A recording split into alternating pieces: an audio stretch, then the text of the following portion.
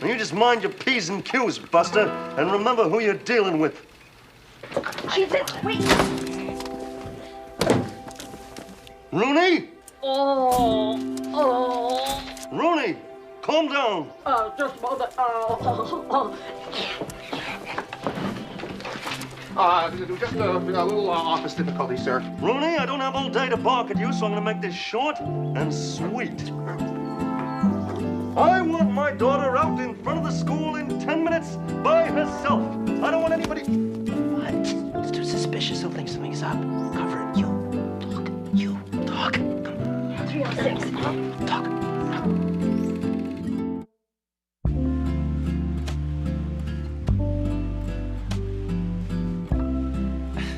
I didn't know that he did all that. Like, All his movies? I didn't know any of his, like, I didn't know he wrote Home Alone. I didn't know he directed 16 Candles and Breakfast Club. You didn't know any of those? Didn't know any of that. You thought he was just Ferris and done? Well, I'm going to be honest. I just didn't know who John You didn't know who he was? Really? Yeah. Wow. I mean, when I think of this. When I think of 80s movies, I think of John Hughes. Well, that's the difference between you and me, Cal. You don't think of John Hughes. And I do. I definitely don't think of John Hughes. I think of Alan Ruck. Oh, my. You think of him in this, and you think of him in Cheaper by the Dozen playing Bean's dad. Maddie and I did watch Cheaper by the Dozen this weekend. Yeah. And it was very funny to watch these movies within a couple of days of each other and see old Cameron. He's Fry. basically still Cameron. It's like Cameron goes through the transformation in this movie, but then it doesn't go past like that day. It doesn't really stick. Whenever Ferris is like he's gonna marry the first girl that he gets with, and she's gonna treat him terrible. He's right. forecasting. He was absolutely right. Character. Oh, None man. of that's gonna make any sense to anyone who hasn't seen Cheaper by the Dozen. Who hasn't seen it? Everyone should. Everyone should see it. Everyone should. If I'm gonna keep my wife happy, it's gonna have to be in the first 30 episodes. Speaking of wives, my wife Maddie has never seen Ferris Bueller before this. Wow. This was her first time, and she loved it. And I sold it to her. This tells you a little bit about her and her personality. She said she doesn't like old movies, so I left that off, that it was pre-2010. Yes. And she said, "What's it about?" And I said, "Well, it's just about someone making the most of a day and wanting to have fun." Yeah. And she was like, fine, I'm in. That sold her on it. Yeah, it did. It did. She loved it. Yeah. Okay. Okay, so I was cutting the Iron Giant and listening back. That gives the listener a little, sneak peek at how the sausage gets made. Yeah, We cut our behind own the curtain. podcast. Yes, there's two of us here, and we each cut the podcasts. So I was working on that one, and in that you made a reference to Jennifer Aniston. Kind of her first movie was The Iron Giant. So I went to fact check you on that, and so I was looking through her IMDb, and I saw Ferris Bueller. I was like, "What? Jennifer Aniston is in Ferris Bueller? No way." Look at the character that she plays, Jeannie Bueller, the sister." So I click in. Oh, it There was is that. a 13 episode, 1 season sitcom based on Ferris Bueller and the No characters of Ferris way. Bueller. None of the original people, but it's just like they took kind of the characters of What? it's Mr. Rooney, and it's Jeannie, and it's Cameron, and it's Ferris. No way. Yeah, and Jennifer That's Aniston is the crazy. sister. So who plays Ferris Bueller? Never heard of him. This is wild. Charlie Schlatter. Household name. Wow, I cannot. The Schlatt man. Richard Reel, or however you say his name, is Principal Rooney. Who's that? He's just he voices a couple things. He plays a really good old man in certain things. Okay, I'll believe you on that. What a Hilarious. funny thing for the, I guess, 90s and early 2000s of like, oh, here's a movie people like. Let's make it a TV show with none of the same people. Yeah. And not the same premise either. Like, it's the same characters in the same Right. town, but it's like they're just doing absolutely different things. We can move on. It's a very fun movie, and listening to the director John Hughes talk about it, he put it into perspective of similar to how I was trying to, pitch this to Maddie to watch with me. There's not a whole lot that you can say this happens and this happens and then this happens. And John Hughes talks about his movies are not plot driven, they're character driven, which I think is very obvious, especially in this movie. It's like you're not really there to see things unfold and happen and have this typical, rising and falling action and all this stuff. It's just he made such enjoyable characters. You're just hanging out. That, you just enjoy being with them. Yeah. It's very fun. Yeah, totally. If you don't have an awesome lead as Ferris Bueller in this movie, this movie sucks. Yep. Like, Matthew Broderick is so likable and cool, even though probably there's a read of this movie where he is the most unlikable character ever. Sure. Super arrogant. In some ways, very selfish. Yeah. In other ways, very not. Like he wants Cameron and Sloane to come with him. He's like trying to bring enjoyment to them, which we can talk more about later. But there's also like, he's using Cameron. He's bringing Cameron because Cameron has a car, and then he's using his dad's car, and he's like forcing his friend to get in trouble. Yeah. And forcing his friend to break the rules. He lies to everyone. Even the interactions with his parents are so sweet. Yeah. And they love him so much, and he loves them. And so you get that feeling, but you could definitely just look at that and be like, he's lying to them. Right. Okay. I'll check on you too, pal. It's nice to know that I have such loving, caring parents. You're both very special people.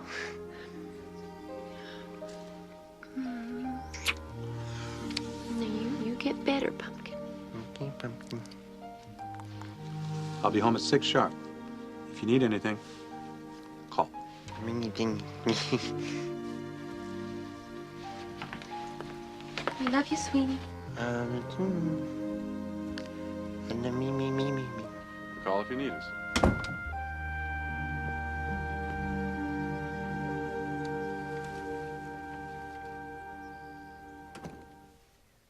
They bought it. There's definitely a version where you're like, Jeannie is in the right. Yeah. And Ferris is definitely in the wrong. Yeah, totally. Okay, so this brings us to a brand new segment that we're going to introduce here. Listener Davis does not know about this segment. This is going to be a segment called Fact Check, where there's something that is implied in the movie, but let's look at, is this actually the case? So we're going to fact check, is Cameron actually Ferris's best friend? So here's how it's implied in the movie. Okay.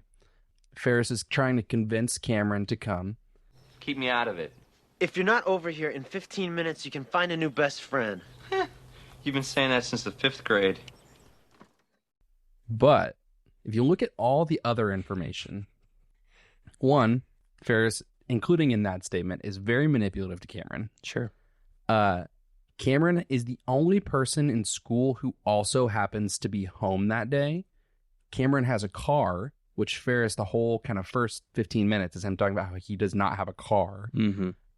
And it seems like every single person thinks that Ferris Bueller is their best friend. So maybe Ferris is Cameron's best friend, but is Cameron Ferris's best friend? So by the facts that you're laying down, I'm picking up this theory that they're not actually best friends. Ferris makes everyone think that he's their best friend. Right.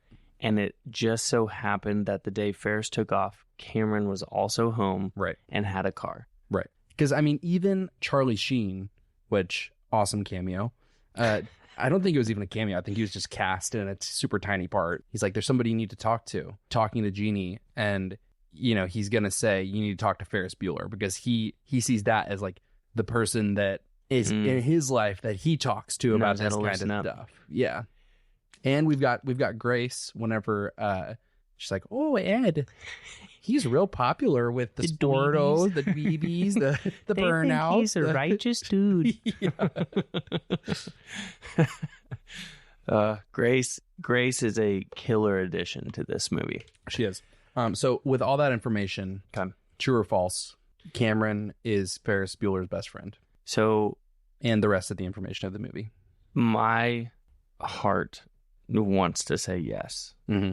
I don't think that I would enjoy this movie as much if he's not. Yeah. So you definitely want him to be. If I'm thinking through the dialogue, okay, so he does say things like, you've been saying that since the 5th grade. Yeah. There's also the hilarious scene where he's getting in and out of his car, debating if he's going to go over to Ferris's house. He's going to call me. He's going to keep calling me and calling me. Yeah. He'll keep calling me. He'll keep calling me until I come over. He'll make me feel guilty. This is ridiculous, okay? I'll go.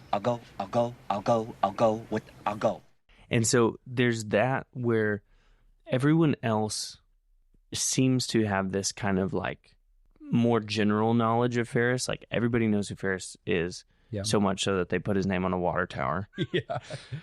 That kid says, "Oh, Ferris is the guy who's getting me out of summer school." Right. They know him as that. Even Charlie Sheen's character knows him as like, he knows who you should talk to. Right. He doesn't say, nobody says, "Oh, my best friend Ferris," or nobody lets on that they know him very well. Mm-hmm. And in that moment in the car, Cameron makes me think that he knows Ferris's personality. Yeah. So that makes me think against this theory of yours that like he just so happened to be the kid who's off. Okay, you convinced me. They are best friends. Hey, I'm just here to ask questions. Okay, let's get into the meat. Okay. Here's our recap for our listener. If you haven't watched Ferris Bueller in some time, here you go. Ferris Bueller's Day Off is a classic 1986 comedy directed by John Hughes. The film follows high school student Ferris Bueller, who decides to skip school and spend a day in Chicago with his girlfriend Sloane and, as we've determined, best friend Cameron. Ferris continually outwits his parents and school principal, Mr. Rooney, who attempt to catch Ferris in the act of truancy. Despite the odds being stacked against him, Ferris does not flinch in his determination to have a good day. Okay, so here's where I want to take things. Okay. The definitive statement of this movie, it's the last line in the movie, and it's one of the first lines in the movie, is, "I should say you do." That's it. That's it. So let's talk about it. Yep. I said it before and I'll say it again. Life moves pretty fast. You don't stop and look around once in a while, you could miss it. So as we take this into kind of a biblical conversation, what I want to talk about is, does God want us to enjoy life? Said another way, does God want us to have fun? What do you say?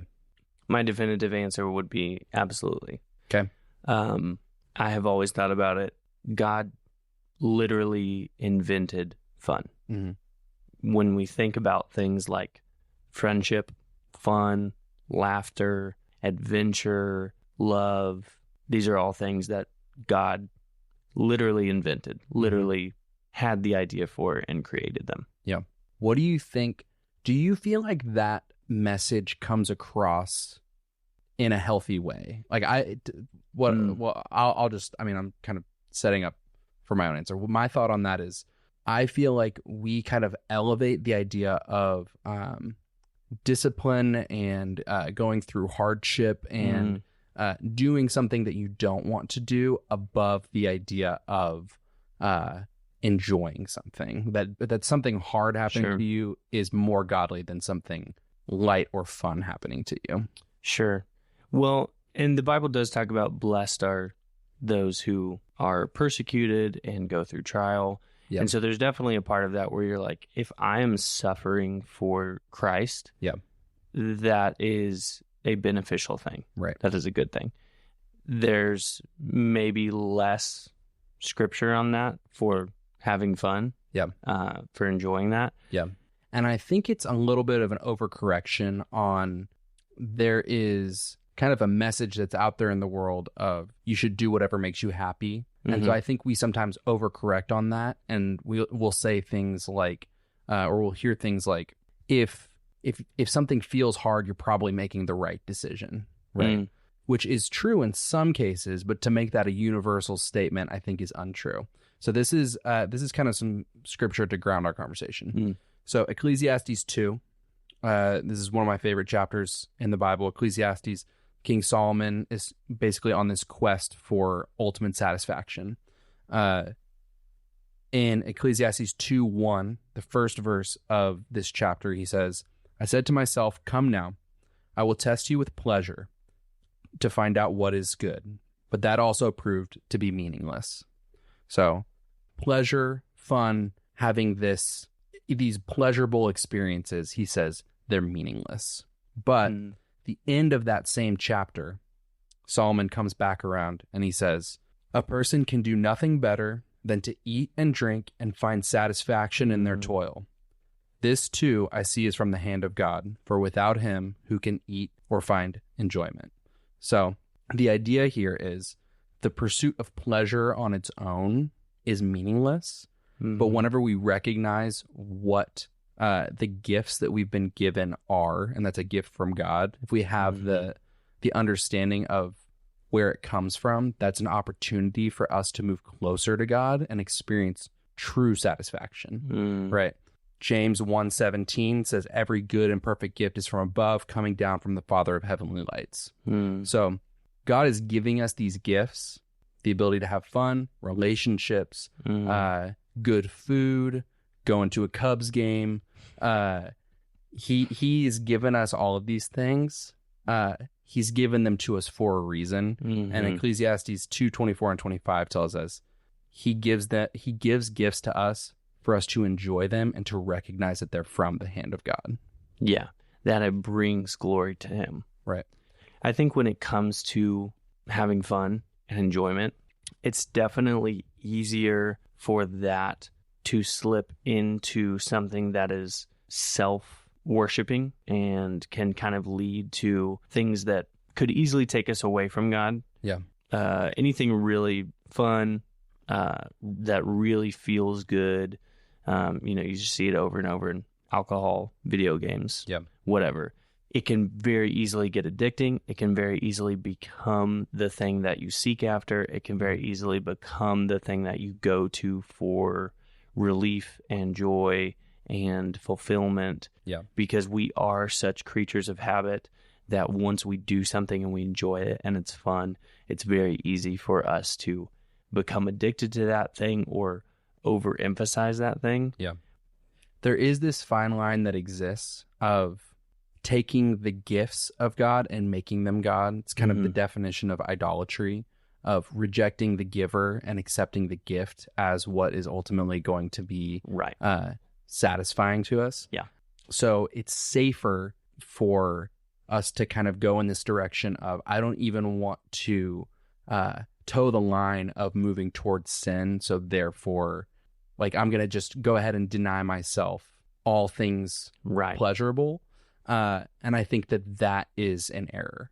I think that God has wired us in a certain way. He understands us and he knows how to draw us closer. When I was watching this movie and thinking about this, like just thinking about why is this movie so enjoyable? Like, why is it so fun to watch Ferris Bueller's Day Off? And part of the reason is this is the dream. Yeah. It's the idea of breaking free of these boring, harsh things and the freedom of getting to do what you want to do that's fun and enjoyable. Yeah. And so exactly what you're talking about, which is in that is a good, longing for people to want to be free. Jesus says his yoke is easy and his burden is light. Yeah. So that's definitely a good desire. In the same way, we can want to be free from any rules and any leadership and any ruling. And we can easily make that a sinful desire to want to be our own God, to want to be our own ruler and just do what we want. Yeah. This is such a good and fun thing that can easily turn into something that's sinful. And sometimes we don't view fun as a good thing. Yeah. To put some scripture to that, 1 Corinthians 6:12 says, all things are lawful for me, but not all things are helpful. All things are lawful for me, but I will not be dominated by anything. I will not be ruled by anything. Some translations say I will not be enslaved by anything. So just what you're saying, we are people that have a tendency to be ruled. And whenever we reject God as our ruler and we think that we're kind of on our own and we're free to do whatever we want, our desires become our ruler. Yeah. Right. But all things are lawful for me. All things are not helpful, but all things are lawful. We are able to have fun, and God gives us gifts for a reason. It's to draw us closer to him. So to kind of categorize the different things that Ferris does in this movie, again, important to note, because I think that it's going to be very much easily taken out of context. But I think with everything we're saying, all of these activities, whenever they're done with a recognition that they're from God, which I think means done prayerfully, recognizing God in the middle of the experience, before and after the experience, draws us closer to him, because whenever you're talking to God and thanking him for the things that he's given you, you have no choice but to move towards him, right? So I've kind of broken down each of the different activities that Ferris does into a few categories. So the 3 categories are the joy of beauty, the joy of fellowship, and the joy of provision. I don't remember exactly. What's the first thing they do whenever they get to the city? They go to the restaurant? I want to say it's the restaurant. Okay. So the joy of provision. In the Old Testament, God gives the 7 feasts. So there's this idea that God wants everybody to, shut down business for multiple days and just enjoy food, essentially, understanding it's from him. He says, Leviticus 23:40, you shall take on the first day the fruit of the splendid trees, branches of the palm trees, and boughs of leafy trees, willows of the brook, and you shall rejoice before the Lord your God 7 days. Deuteronomy 14:26 says, use the silver to buy whatever you like, cattle, sheep, wine, or other fermented drink, or anything you wish. Then you and your household shall eat there in the presence of the Lord and rejoice. So this is the first activity that they do. They go enjoy good food. They eat pancreas. Wouldn't be my choice. Yeah. And they enjoy some good food, which I think is food, wine. I think that's a very common way that people feel like they're interacting with God, is through enjoying something that tastes awesome. Yeah. Something that the Lord has provided. Which I think people, if you're a Christian, and especially a Christian in the South, it's very given sometimes that people pray before a meal. Yeah. And that can become very, mundane and forgettable and just kind of going through the motions. But we do that out of a practice of we're about to eat. Yeah. We're about to enjoy food. Right. This is something that not everyone in the world gets to do. This is a gift from God. Let's thank God for this food. Right.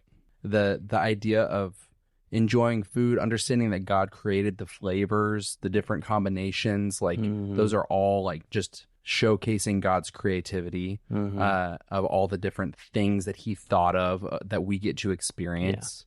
Yeah. The fact that he created fruits, vegetables, meat, salts, oils, all these different things that add different flavors, and that to mix heat with these different things. And, even if it's a meat, but we put butter on it and then we garnish it with some garlic and some salt, and you're adding these different things that God created each individual part for us to kind of put together and make these different creations, is really a fun thought. And we will be right back. Hey, listener, we just want to take a pause and say thank you for listening. We love getting to do this podcast, and it's listeners like you that make it possible for us. If you're not following us wherever you get your podcasts, what are you waiting for? Go ahead, do it. That way you can stay in the loop every time a new episode drops. If you know anybody who would love this episode or any of the other movies we've covered, don't be afraid to go ahead and share it with them. That would help us out so much, and we would really appreciate it. Thank you so much again for listening. And back to the show. So from the restaurant, what do they do next? From the restaurant, they go to the, I want to say next, they go to Sears Tower. Is that where all the people are? The stockbrokers. The stockbrokers. I didn't know how to categorize that. That was so well, random doesn't to seem me. Super fun. Yeah. It seems like fun people watching is what it was. Yeah. Okay, so they do that for whatever reason. Have some. I think they have some dialogue there. Then they go to. Is that when they go to Sears Tower? I want to say Sears Tower is very early on. Maybe Sears Tower is even before the restaurant. Okay, I put Sears Tower and the Art Museum in the same category under the joy of beauty. So Romans 1:20 says, "For since the creation of the world, God's invisible qualities, his eternal power and divine nature has been clearly seen." This is a verse that's really talking about, hey, even if somebody's never heard the gospel, God is making himself known to people. And so through this moment of, they go to the top of the Sears Tower, they're looking down on kind of the beauty of the city, and this gives them perspective. And the only thing that Cameron's thinking about is, I think I see my dad down there. Kind of shows where his head's at. And then in the art museum, they're looking at these beautiful things, and especially Cameron is having this experience with this little piece of painting with a little child on it. But this is enjoyable to them because they're experiencing the beauty of it, right? Yeah. Those two scenes with Sears Tower and the art museum take the most artistic approach. Yeah. I was thinking about it watching it this time through, the fact that they have their heads against the glass. It shows from below each one. So listener, if you haven't seen this recently, Ferris has them stand up on the railing and lean their heads against the glass, and they're looking down over the city, and the camera shot is kind of from like where their feet is, looking up at their faces. And it goes one by one, and it shows their head against the glass, and there's this faint reflection of each of their faces on the glass, kind of right in the center of the screen. It's this very pretty look, but it also kind of gives you this impression that you're like seeing into their mind. You're seeing into their thoughts. Yeah. Oh my God. Isn't that great? The city looks so peaceful from up here. Anything is peaceful from 1,353 feet. I think I see my dad. They're all looking at the same thing, and they all have different things to say about it, which, like you just mentioned, kind of shows us the difference in what they're thinking about in their personality. And like when it shows Cameron, you can see his face, see his reflection, and he's talking about, he's worrying really that his dad is going to catch him, that his dad is out there somewhere and is going to inflict punishment on him. And so it's this really beautiful kind of artsy way of doing that. And then the same thing in the art museum, it takes this slow, no dialogue, just music set to like these different scenes, which kind of feels a little out of place in this movie. But I think is done very purposefully and is very cool in the way that it expresses these two scenes where they're appreciating beauty. Do you think they had anything like that in the show?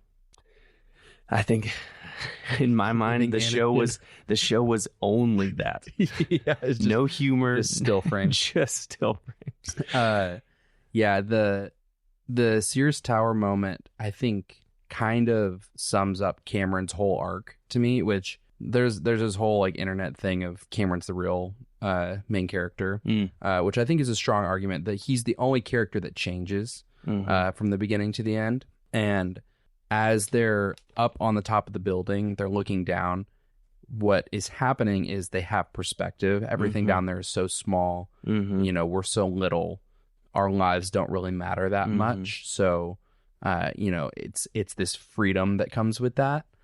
That's kind of what's happening over the whole movie, right? It's like, hey, we can exit our lives and we can go enjoy this day, and the world's going to keep spinning, essentially. But Cameron is unable to get that perspective in that moment when everybody else does. It takes the rest of the time before he gets there. Yeah. Right.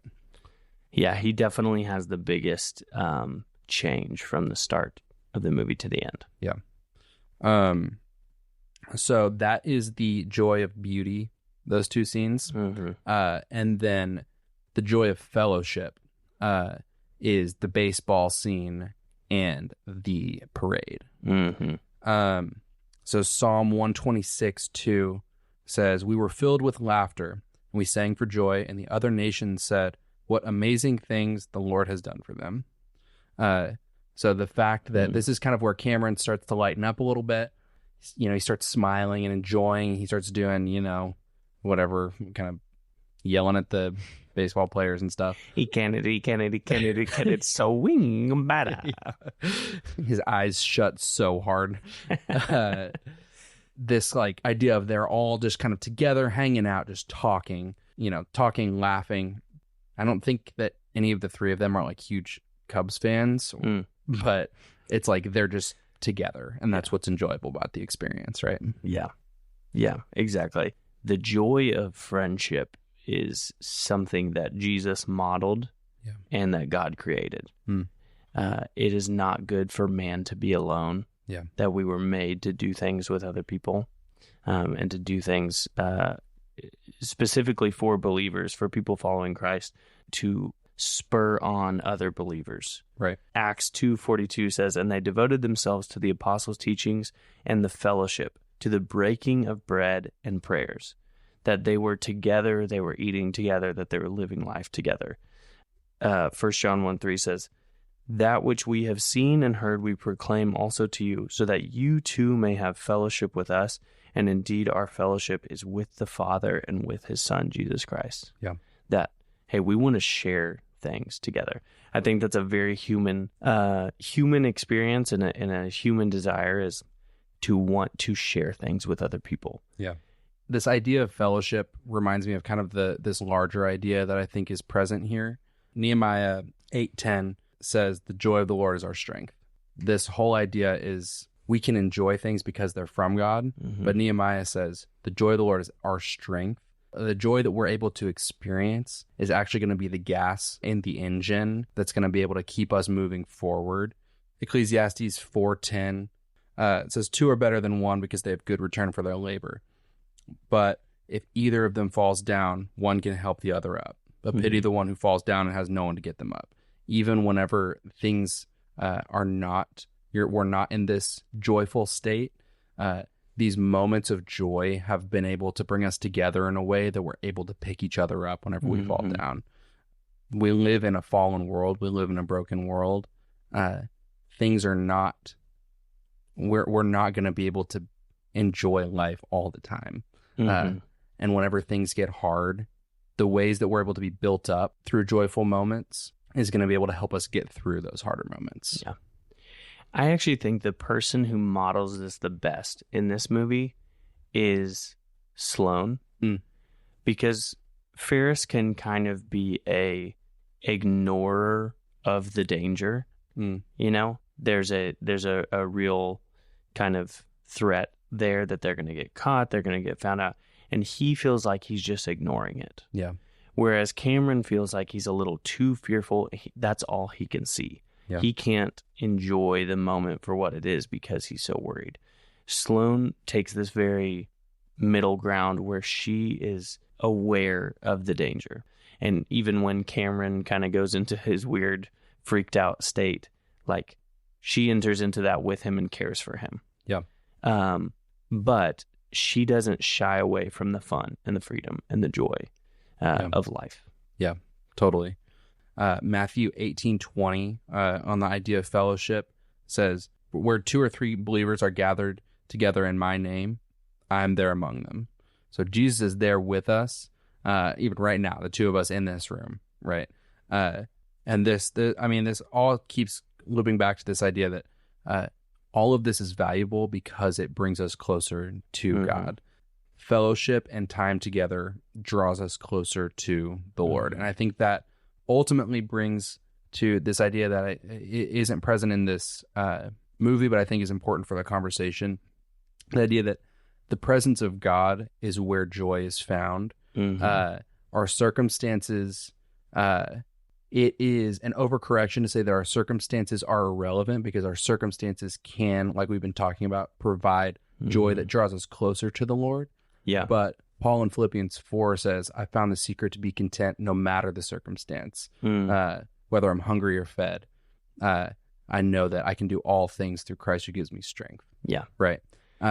So ultimately, our joy is found in God himself. And I think knowing and understanding that keeps us from drifting into taking God's gifts and making those ultimate. We have to understand that none of that is actually valuable without God himself and knowing and being in his presence.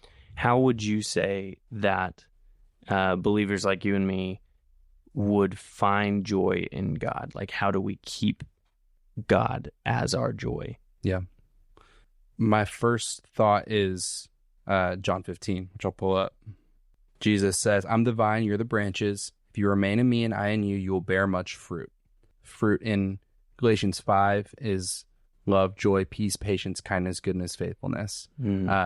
Joy being love, joy, the second one listed, right?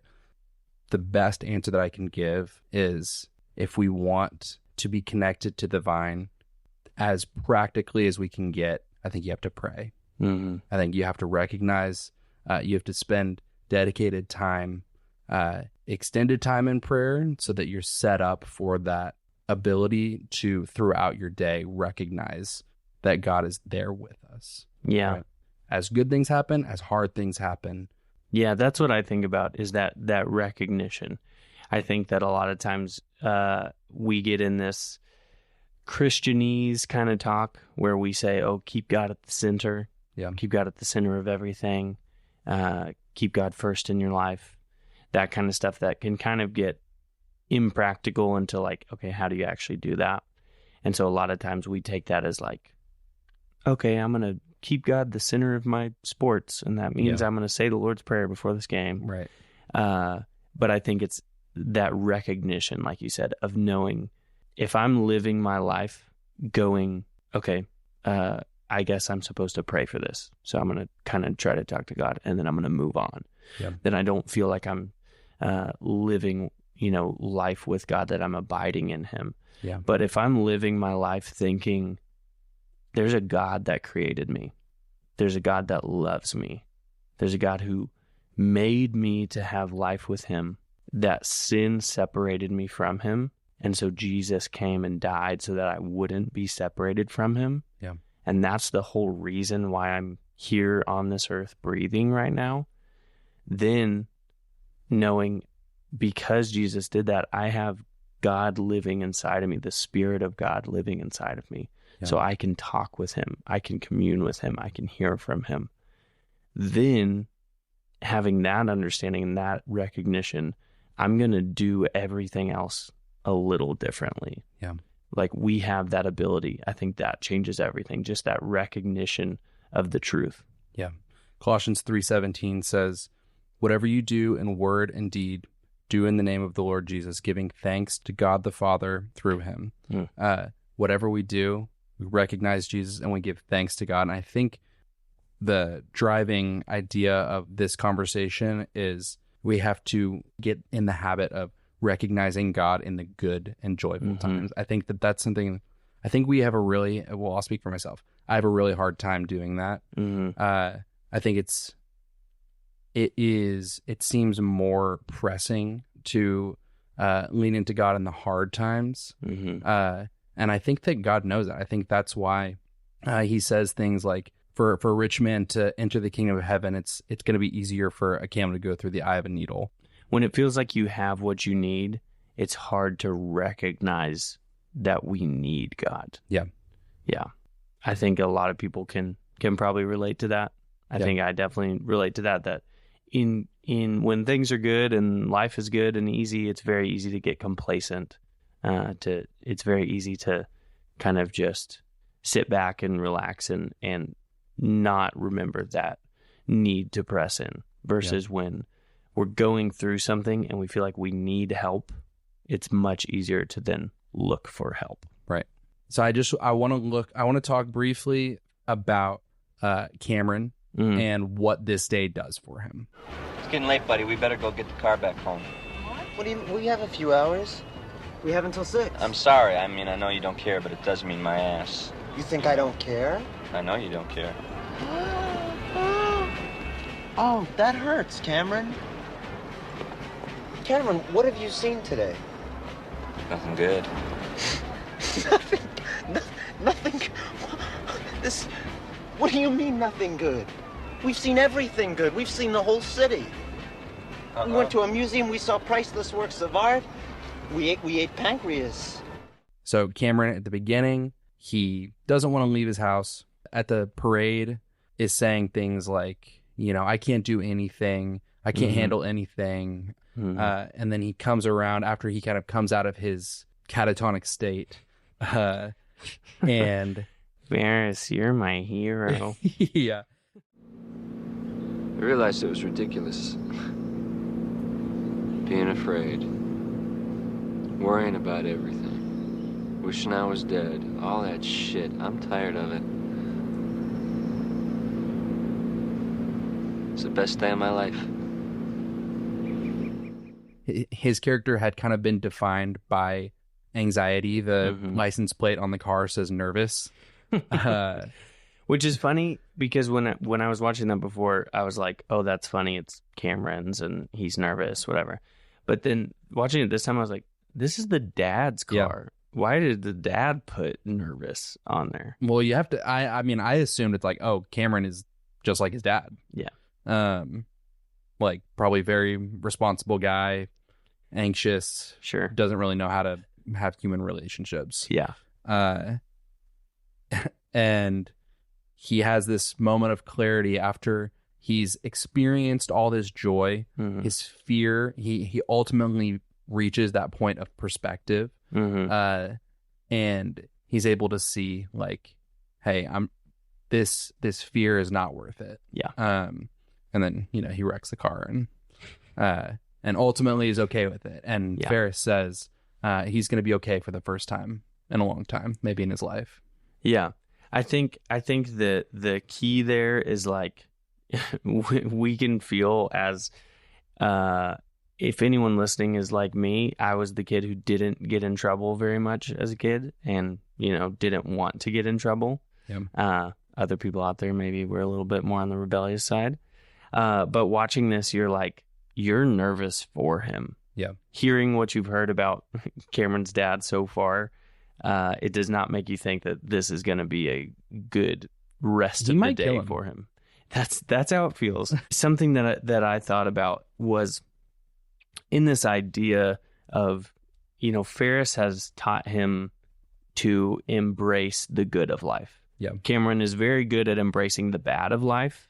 It seems in the beginning of the movie, he's good about making himself worry, and he can convince himself that he's sick and can kind of think in this very negative way, but he's not good about embracing the good of life. And he's not good about standing up for himself. Yeah. And so Ferris has kind of taught him that to enjoy life and to take a stand and not just be someone who takes crap from people. Yeah. And so Cameron has this, learning, this revelation, this change. And I think about in Galatians 5:1, to put it into a spiritual perspective, Jesus has freed us from the bondage of sin. He's freed us from the fear of the enemy. We don't have to live in fear. We don't have to live in slavery to sin. Galatians 5:1 says, "For freedom Christ has set us free. Stand firm, therefore, and do not submit again to a yoke of slavery." This idea that even once we're free, we have a tendency to fall back into old ways. And so even though Cameron has had this great day, it's very easy. Habits are hard to break, and it would be very easy for him to go back to his old way. And the car scene flying out and being crushed, is where we see that change in him, that he has actually changed. And he's not going to go back to submit again to the yoke of quote unquote slavery, the yoke of being bossed around. He's going to take a stand. He's going to take a stand to his old man and not go back to how he was before.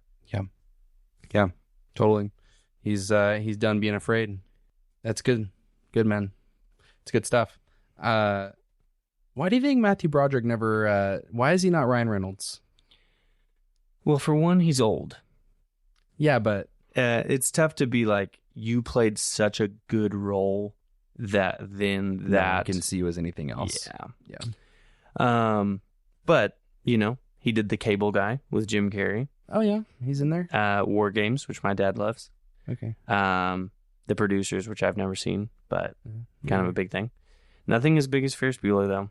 Yeah. Unfortunately. Also, John Hughes never made it back to this glory for me. I wonder, someone like John Hughes, who had such a big run at this time, I kind of wonder if he chose to take it back. I think he kind of hung it up. Yeah. I know he was originally supposed to direct Home Alone, which would have been kind of his last big movie that he was a part of. He wrote it, but didn't direct it. He seems like he's just happy to kind of live in Chicago and make movies about Chicago and then be done with it. The two verses that I would say sum up Ferris Bueller. Yeah. If you're thinking of the joy of this movie, which I presently am, is 2 Corinthians 3:17, which says, "Now the Lord is the Spirit, and where the Spirit of the Lord is, there is freedom." Just knowing that with God we are free. Yeah. That's freedom is a word that I think would sum up Ferris Bueller. Yeah. And then the other verse I think about is Psalm 118:24. It says, "This is the day that the Lord has made. Let us rejoice and be glad in it." Yeah. How could I possibly be expected to handle school on a day like this? He knows today is a amazing day. Yeah. I'm going to embrace it. Yeah. And so that's what they do. That's what they do. Not Rooney. Not Rooney. Jeannie. Not Jeannie. Jeannie at the end, though. Charlie Sheen kind of converted her to letting loose. By those dark eyes and sweet lips. Oh, good flick. So do we think that Charlie Sheen was a name in Hollywood at this time for him to be such a small cameo character? Well, he's part of a famous family. Yeah, because I know his dad was an actor. His dad was a big deal. His dad was in Apocalypse Now like 7 or 8 years before this. Yeah. His brother was the main character, or one of, in The Breakfast Club. Yeah, that's right. Which was, I think, the year before this. They were actually filming at the same time, so they're like in the same high school. Oh, wow. At different points. No way. Yeah. Wouldn't it be awesome to go to that high school? Yeah, it'd be crazy. The awesome library though from from Breakfast Club is a set. I found that out recently. I'm very sad. But never meet your heroes. Never meet them. But yeah, Charlie Sheen, probably like people knew who he was, but I don't think he'd been in anything. Yeah, really. Do you think that at that high school where both of these movies were filmed, that they then got a much higher increase in people ditching school and causing a ruckus? I bet nationwide there was a lot of truancy in the 1986-87 school year. That's true. I bet a lot of kids were. But, they had papers and they had those old computers. I don't think they could keep track of kids very well. Apparently, it's very easy to hack into the system of a high school from your bedroom. Even if your principal is watching it happen, he still can't catch you. Okay, listener, until next time. Say it. Roll credits.